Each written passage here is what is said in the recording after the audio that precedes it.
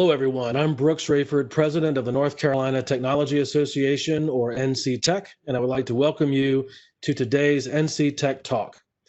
Thanks to our partnership with Cisco and their WebEx platform, we are recording today's conversation and we'll send you a link to it in our follow-up.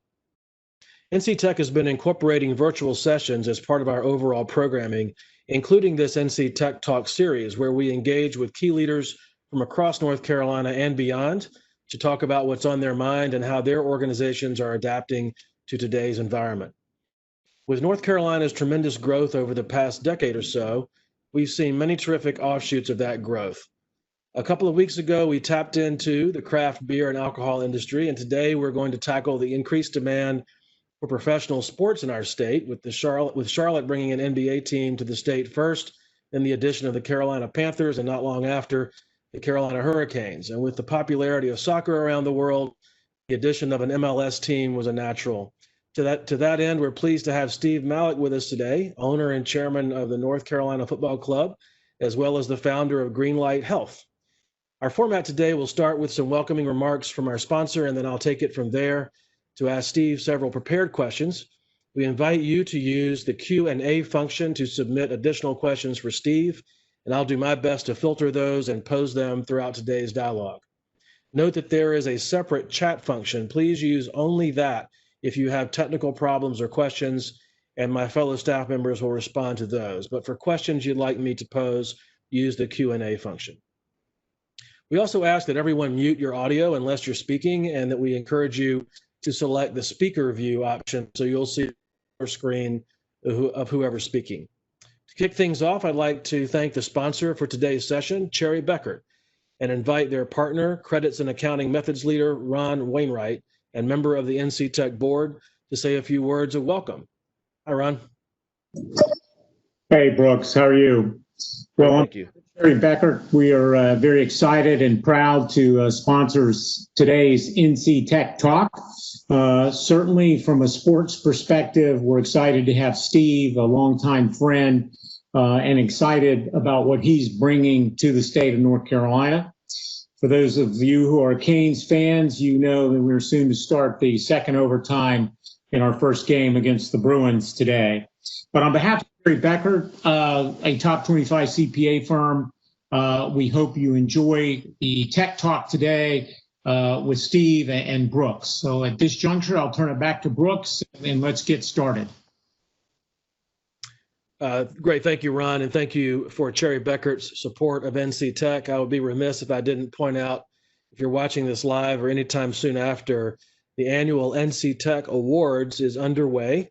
It's a two-part program each year. In the summer, we accept applications and nominations of companies, individuals, and institutions for recognition for their services, as well as their use of technology and their leadership in the tech field. You can go to nctech.org/awards, and you have until August the 19th, I believe it is, to submit those applications. Cherry Beckert is the several year in a row now presenting sponsor of that program with us and help us with the review process. And then later in the fall, we'll have a virtual version of our annual gathering where we announce the finalists and the winners, so be on the lookout for that. Again, I'm especially pleased to have as our featured guest, Steve Malik. He's chairman and owner of the North Carolina Football Club and founder of Greenlight Health. Steve is a visionary entrepreneur with 3 decades of health information technology experience, and he served as the chairman and owner of the North Carolina Football Club since 2015. Since joining the club, Malik has ushered in a new era for soccer in North Carolina. He oversaw a full rebrand of the club in 2016 before securing the arrival of the North Carolina Courage and the birth of an historic partnership with North Carolina FC Youth in 2017, creating the largest youth to pro club in the country. Under Steve's guidance, the Courage have been the National Women's Soccer League's most successful club since arriving in North Carolina, winning consecutive NWSL titles in 2018 and 19. Steve serves on the U.S. Soccer Federation Board of Directors and is chairman of the NWSL Executive Committee. Steve has also led the successful founding and operations of MedFusion and now Greenlight Health, which is the only patient-initiated health data retrieval and sharing platform with the patient in control. Steve, we're honored to have you as our guest today. Welcome. Thank you. Happy to be here. Appreciate you making the time. I want to start with the arc of your business career in healthcare related technology. Walk us through a bit about how you got started and the companies that you've been involved with along the way, just sort of a high level, and then we'll dig into it a little bit. Sure. So straight out of Chapel Hill, I got a job. Frankly, I was the first class through college that had the PC all of my years. And so it was a natural for me to go into the computer business right after. Worked for a company in Durham called Dataflow, right on 9th Street. And we were one of the very first industry-specific versions of software. Previous to that, you had word processing and accounting, and that was pretty much it. And so got involved with the very first practice management. These were billing systems.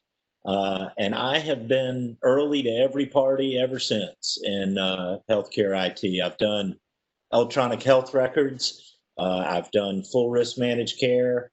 I've done peripheral products like Kurzweil. Remember voice to text dictation for those before Siri? And, so a lot of scars on me from being there early, but there was a lot of opportunity from doing that.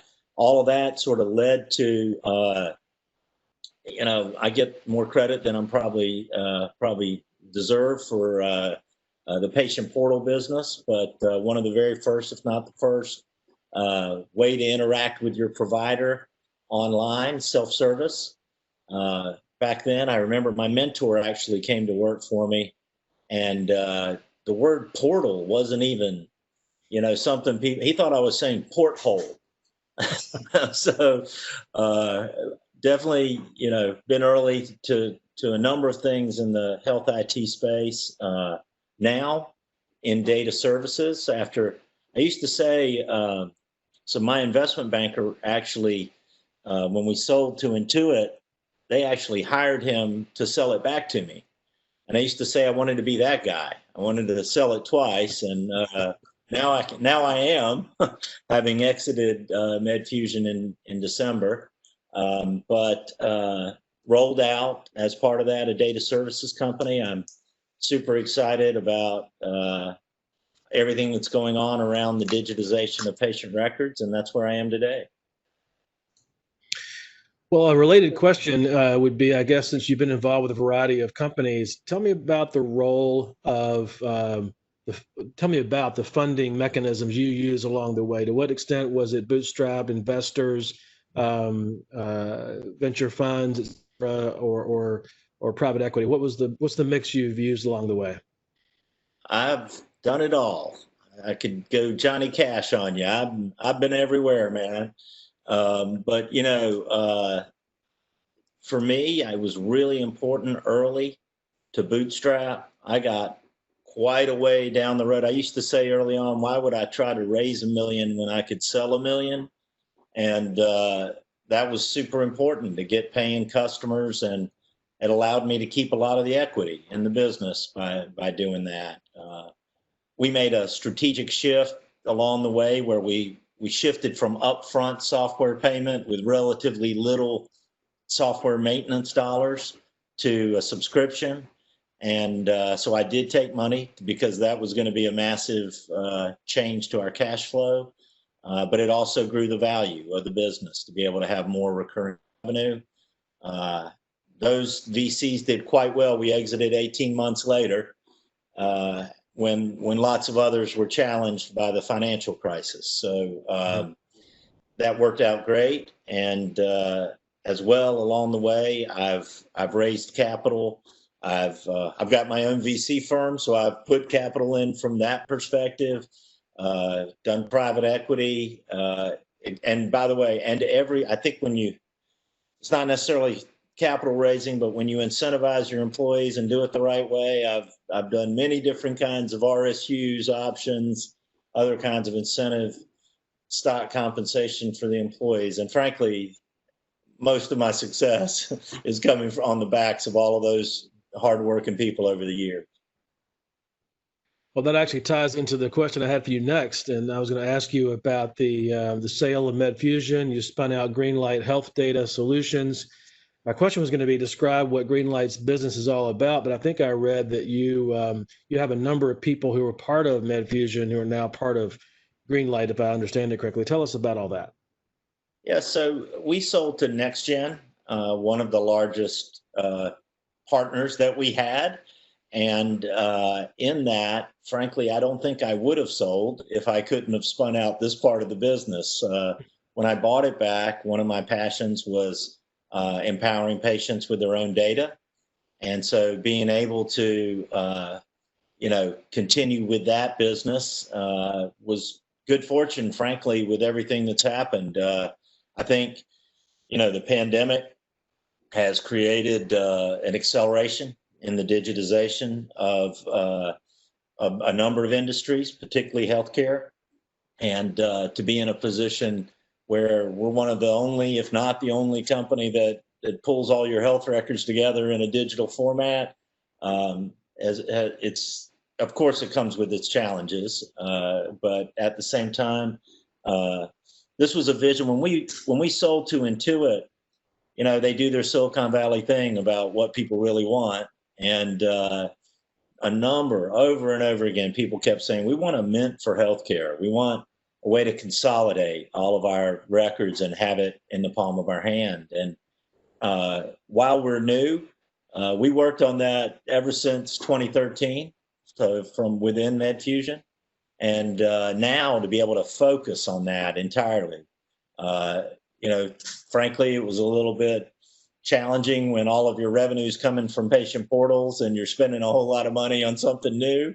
But now that intense focus on data services, on gathering more data, on finding those that see value in it, has been very rewarding. Talk about the whole reference to this model being patient-driven, permission-driven, et cetera. What does that really mean to me as an individual? You would be shocked at the way your healthcare data is being used without your permission. And I just don't see, looking at the future, how California, Europe, or anywhere else that really cares about privacy is going to let that continue to happen. Clearly, a patient, it's obvious that a patient should have the right to their health data and when it is being used.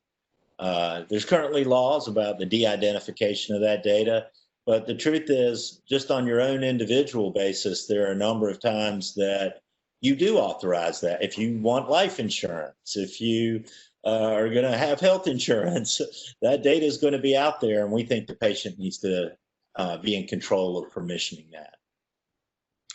And how does that come into play when it comes to metadata? Part of the value of data is not just knowing what about me, but knowing that my data and lots of other people's data is in a major database, so that there can be some greater understandings of where breakouts are likely to occur of various health conditions or hotspot, that sort of thing. What control do I have over my data even being used in that sort of way?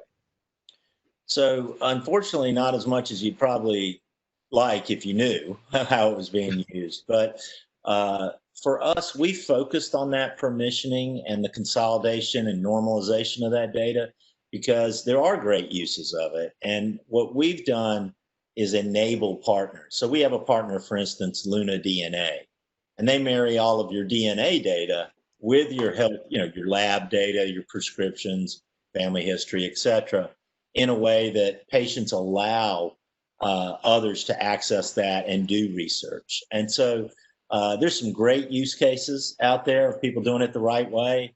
We're all going to be forced to do it the right way. So we're just trying to get ahead of that trend. Well, Greenlight really launched, at least to best I can tell, not long before COVID reared its head, a few months in the later part of 2019. So how has COVID-19 impacted, if it has, your launch? What's been the impact on the business that might have been different had it not come around? Well, massive impact. We rolled out so we closed with NextGen December 6th. And to be frank about it, here comes the holidays. And we knew we were going to be moving. They gave us a little transition time. We were going to be moving out in January. So not a whole lot was done in December and January other than some transition activity. So, oh yeah, I signed a number of leases at the beginning of this year, and have not spent much time in those offices, as neither has anyone. And so, yeah, I think, not only transitioning out of a larger company, but also transitioning to a completely virtual environment has been, I'm sure, many companies and all of us individually have had some, challenge dealing with that. We've made it work. We actually just completely cut over from Next Gen last weekend with some Herculean effort from our engineers. But it's not just that, it's raising capital, and I'm out there doing it. I can't be stopped. I can't let a pandemic stop us from being successful, because we know how important this is for people. It's a big problem and it needs to be solved. And so that's been interesting, as well as, along the way, we sell to healthcare entities. And there was certainly a period of time in there where if you talk to them about anything other than the treatment they were providing to people, it looked like you had 4 eyes and 2 horns coming out of your head. So that has been a little bit challenging. But the interesting part, on the plus side, is that, and I'll give you an example. So I mentioned life insurance. If you're applying for life insurance and it's over a certain threshold, you're going to be providing your medical records. Right. And if it was a large policy, they used to send out a doctor who would take your blood and urine, and they would do labs, and he'd do a small physical. Well, you don't want to see that person anymore. They don't want to come out to you, but the big life insurance companies would still like to be writing policies. And so, there has been much more of a acceleration to wanting to get the digital record, because they don't have an alternative. There was actually an article 2 days ago in the Wall Street Journal about this. So there's been puts and takes, and particularly with some of the large healthcare entities, it's been geographic. So we have some big partners in Texas, not engaged. They got engaged, then they got a little busy, so as we've all experienced, it feels like every day is 30 days worth of news. It's a rapid cycle and very dynamic environment. And, we're just doing our best to manage through it. I mean, frankly, I think one of the hardest things has been not only the transition to the remote workplace, but having employees believe in the vision. That whole culture thing. As a startup, we were just establishing that, and so we've had to really focus on communication, personal interaction. I actually, just before this, came from we're having virtual lunches every Wednesday, where people join in, and there's no agenda, it's no lunch and learn. It's just hey man, how you doing? And so, yeah, it's in many ways similar to the issues everyone has, but certainly a few unique ones in being a startup. We've talked to some of our other guests about that very thing. Particularly if you're an existing company that has prided itself on building a culture that's important to you, that's been around for a good while, and then you go to this virtual environment. But I'll ask you a related question. You brought on some people that were already sort of part of your world to work with the new company, but surely you're also having to bring on new people to some degree. How is hiring and vetting people and getting them to come to understand how you operate, et cetera, occurring for you in this virtual environment, or are you in the hiring mode yet? Oh, we've hired quite a few people, and it's working fine. We do a virtual meeting, and we rely on, to be fair, we probably have better processes than most companies of our size, because our HR director actually came from MedFusion as well with us. Actually, although she did go out on maternity leave for quite some time, it really wasn't bad, because it was during that time that, let's face it, we weren't hiring anybody in March or April. That really started more as things have opened back up a little bit. But it's working. I think it's just a different world, right? You're not, you're having to find a fit for people, but a fit for people that can be productive in this way. Generally, it's been very positive for us. Fortunately, I have a network. I've been doing this a long time, literally thousands of people have worked for me here. So all those reference checks and those kind of things have been, a quick little Zoom call with somebody. Well, that's true. You have an advantage in that way. I want to comment here that one thing the NC Tech Association produces each month is an IT job trends report. We do this using a tool that Gartner has. Gartner's a member of ours, and we partner with them on a data tool that allows us to produce each month the previous month's data around open IT positions in North Carolina. It's broken down into some top 10 lists, top 10 metros, top 10 hirers, half of which are not tech companies, by the way, top 10 skills and certifications in demand, and top 10 jobs. And then a 13-month rolling bar chart of total open positions. So you can see, for example, June numbers are going to be reported next week. I'm sorry, July numbers are going to be reported next week. And I'll give everybody listening a little hint. As you might not be surprised to learn, March saw a slight decrease in job openings because COVID really began to hit full force in terms of people's mindset in the latter half of March. April was a very significant reduction in job openings, IT job openings. May saw a bit of an uptick. June, a little stronger of an uptick, to show another one. So I don't know if 3 months a trend makes, but I hope that that's a good sign. But the details will be out next week, so keep an eye out for that.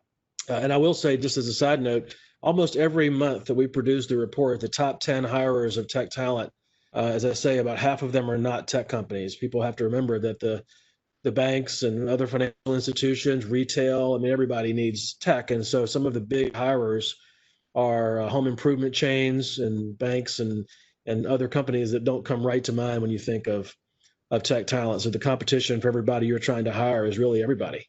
every organization is hot for that talent. So you talked about this a little bit, so I won't dwell on it. But a lot of things factor into the success of a startup. The state of the economy, the talent pool we just talked about, availability of funding, and more. Talk just high level about your thoughts, not just your company you're working with now, but the current environment and its impact on early stage companies generally. Do you think they're experiencing what you are? You came in with some advantages. You touched on that. Others are really just starting fresh. Just what are your thoughts as an entrepreneur in this world? Yeah, well, I think you got to be tough to start, and real tough. With everything going on around you, it's hard to get focused for some people. No time for that. This is when you got to be on your game. I think you got to conserve cash, be smart. I definitely think there's a winnowing out scenario going on where only the best are going to survive. I know that means me. So, I kind of like that opportunity because I think for other people, I've many times competed against Silicon Valley firms with big VC budgets, and boy, once you've made a lot of those promises, it's real hard to back off of that and make a pivot. So that's important. I think keeping the employees believing.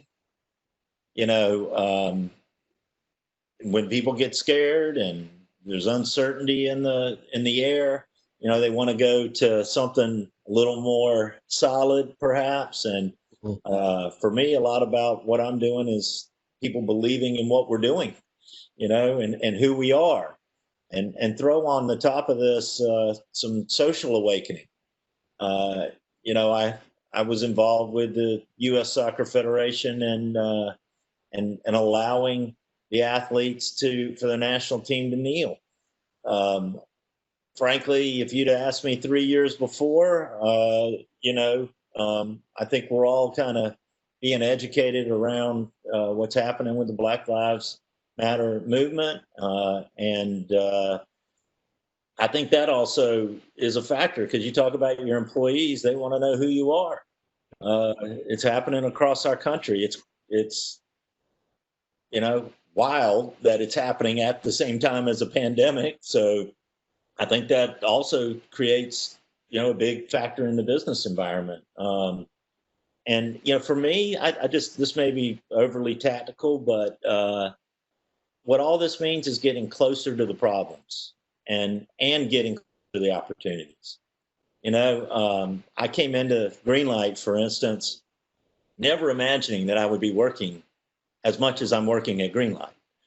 I thought I was going to be executive chairman, and we were going to hire the next CEO, and I'd already talked to my recruiters, and yeah, when this hit, did I do that? Of course not. Are you kidding? I started doing the job and a couple other jobs. And I think, if you're going to survive, you got to be close to the problems, understand them. And where there's some plus side, if you're not involved, you're putting too much in the hands of risk. And this time is about risk avoidance and getting done what you got to get done. Well, all that's good insight. It might even tie a bit into my next set of questions, because I do want to shift gears a little bit. We're just now starting to see some professional sports leagues get back into action. We talked about the Hurricanes today, and while we're talking, that game may have ended. I'm not sure. But some of those leagues have done this with some success. Others face some challenges. We're seeing decisions by the day on whether or not to play, how to play, and what environment to play. Talk a little bit about what's happening in the soccer, and then I'll ask you a bit about the North Carolina Football Club in particular. And I took that opportunity to refresh my phone. The game is over, just by the way. It did not turn out how most of the people in North Carolina would prefer. Okay. But it's a long series. So, yeah, look, sports, that part of what I've been dealing with through the pandemic has been really challenging.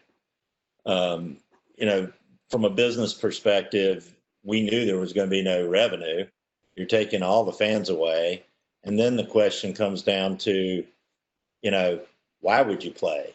And I got to tell you, owning the courage, I've got some of the best athletes in the world, and they want to play. They want games. If you're a 25-year-old, one of the best women in the world, how many years are you going to play? You don't want to wait. And the truth of this whole situation is that if you want to be a professional athlete, you can't pine the way things were. None of us can. There is a new normal, and you have to be prepared for the new normal and deal with it. Look, NWSL, being the first contact team sport to come back, to do it in a bubble, to not get any COVID positive case test in the bubble, to all those medical protocols and return to play protocols. The big lesson of all of this is constituent management. I mean, the players had to agree, the owners had to agree, the referees had to agree, the medical staff, health and wellness and safety, of course, are premier, but it was very challenging. I think in NWSL's case, they pulled off a great event, and we're still in conversation. We have a board meeting tomorrow about what we're going to do for the rest of the year. The men, MLS just completed their tournament in a bubble last night, has home and away games starting this week already. And we are doing that in USL. I went to my first home game in Cary with 25 fans. And it was bizarre. Last Saturday night, we won. It was great. I felt privileged to be able to be at the game.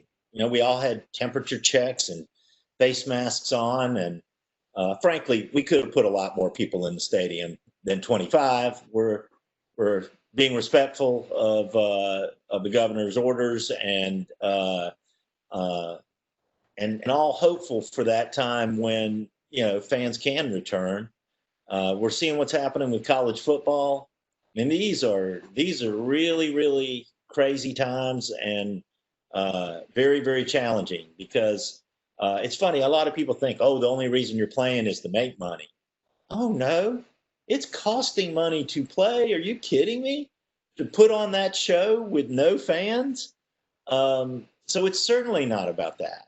But I got to say, I've been a skeptic all along. I think that served me well in this, scenario. But at the same time, the joy of the players to be able to play, and look at the TV ratings. I mean, we did 5 times better than the highest watched female women's club game ever on our first game, and then we did better in the last game. And frankly, if you can't figure out how to make it work with media right now, I don't have high hopes for selling out the stadium in 21. I mean, we don't know, right? I mean, honestly, not that I probably shouldn't be bringing this up, but Russia last night announces they have a vaccine. Come on. I'm not going to be taking that vaccine, and so, until we're on the other side of a vaccine, it's tough. We've been surveying at the NC Tech Association about 300 leaders in the tech community in the state. We did this in April, May, and June, twice monthly. It's interesting how the shift in sentiment occurred over that time. There was a lot more optimism in late March and April about when the economy would start to turn back around and when things would start to reopen and so forth. Than there was later in the polling. But in the last 2 polls we took, we added a question, and that was, I guess, mid-June and late June, end of June. And that was, when would you, if someone gave you tickets to a large-scale event that you would ordinarily welcome attending, whether it's a sporting event, a gala, some huge gathering, when's this going? And this answer in late June was, we gave them July through December as individual months to select. And then the last 2 choices were not till 2021. And the other one was not till there's a vaccine. And 53% chose one of those 2 answers, which kind of go hand in hand, I think, in people's mindset about time frame. People just aren't doing it. I also had a session with the top North Carolina executive for non-headquartered companies, but that have a major tech hub in North Carolina. So the head of IBM in North Carolina, the head of Cisco in North Carolina, Microsoft, Facebook, et cetera. And I asked them, how many of you have a plane ticket right now for future flight? None of them did. Not one had any flight planned. In fact, one of the major ones, a household large brand name with thousands of employees in the park, has the rule in place that their head of site has to approve personally any flight travel for any employee on that site. And he said, I'll get maybe one request a week. That's it. And normally they're customer facing and critical stuff. So I think there's the word of the day they said was caution. People are just being cautious until there's some real development around vaccine and the passage of time, or therapeutics get to where they need to be. Yeah, it's a challenge. I got to say, I think that airline travel, if you're going direct, is probably safer than eating inside a restaurant. At least that's what our medical specialists are saying. Yep. So it's about being smart day to day. And for us, the protocols that have been laid out, frankly, they worked. We didn't make a big deal about it, but we had on the men's side, we've had a player test positive. They were quarantined. Their roommates didn't get it. You have to do regular testing. I mean, there's a lot to it, but yeah, on the fan side, I mean, look, could we lobby to put 3,000 in at Wake Med Soccer Stadium? Probably. What would it cost me to put 3,000 people in right now? To keep them socially distanced everywhere.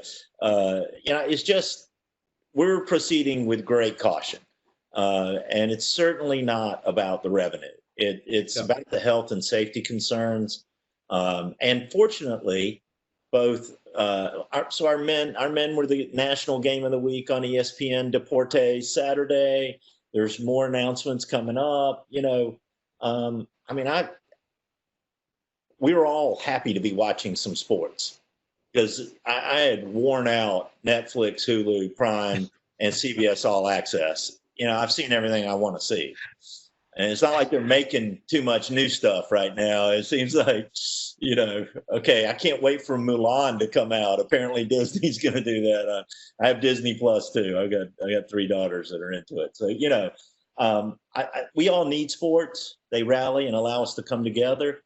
I'm glad they're happening. We just got to keep doing it so that health and safety are the primary concern. I was just saying to someone today that very thing about how I've kind of worked my way through all the series I had any intention of trying to watch. pretty well caught up. But we'll exit the sports conversation with this question. Talk a bit about the NCFC and let's talk about the future. You've been very active in the notion of there being a major sports facility in the Raleigh area, stadium, and the kind of a mixed use environment. Talk about that a little bit and what you have in mind and think that stands and sort of the environment, how it's affecting all those plans. Yes, so we are plunging forward. We haven't hit the pause button. We're up over 130 acres, trying to get the little pieces around it that we think are important. We've submitted zoning.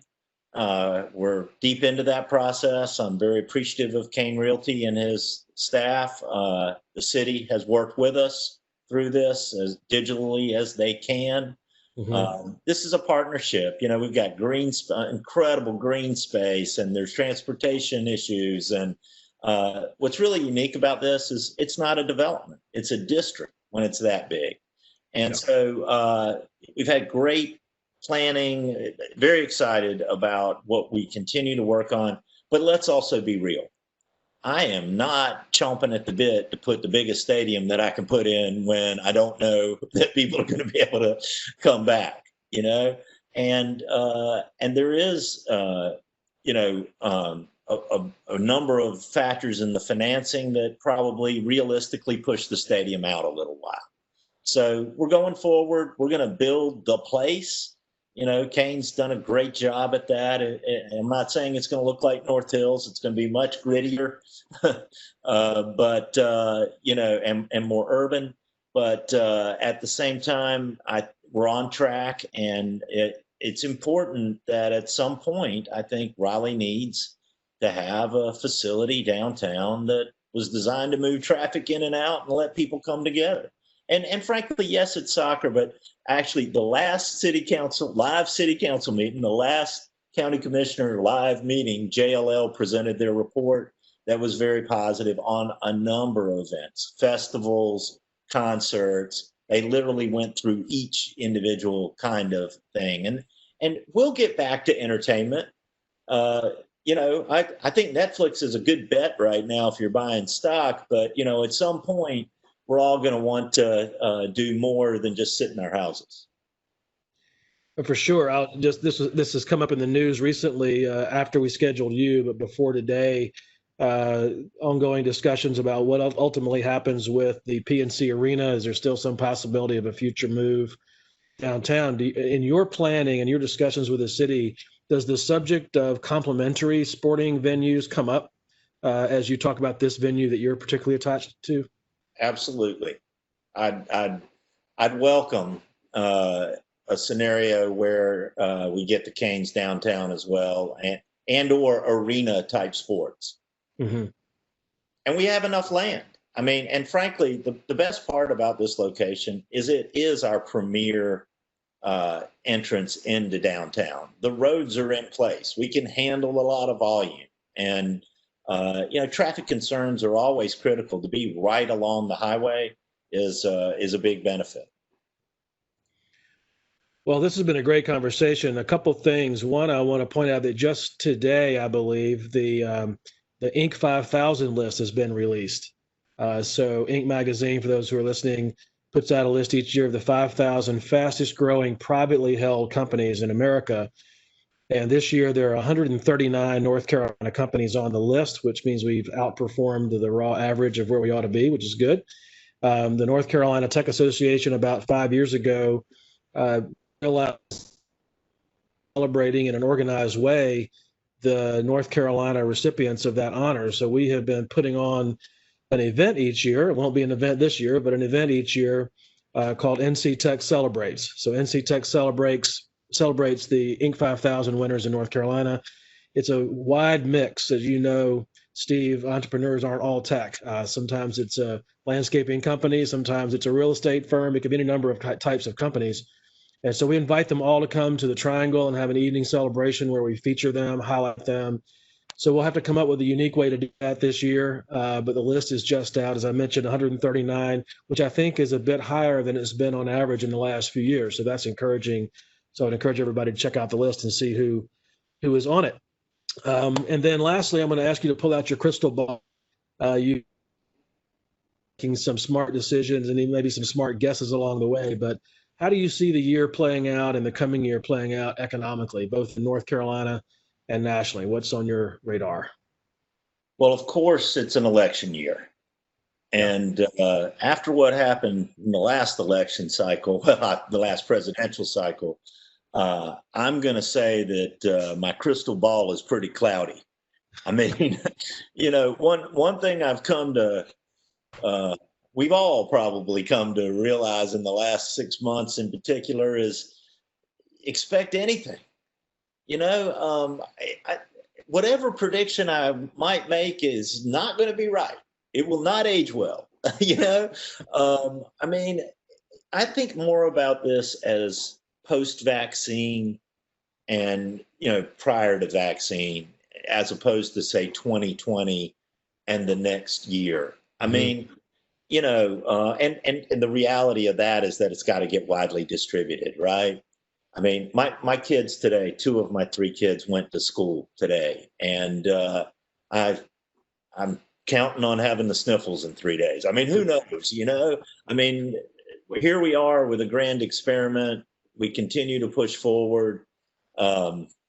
It's just very hard to know. I mean, I think that's where you just got to buckle down and tough your way through this thing. All of us personally, people with mental health issues.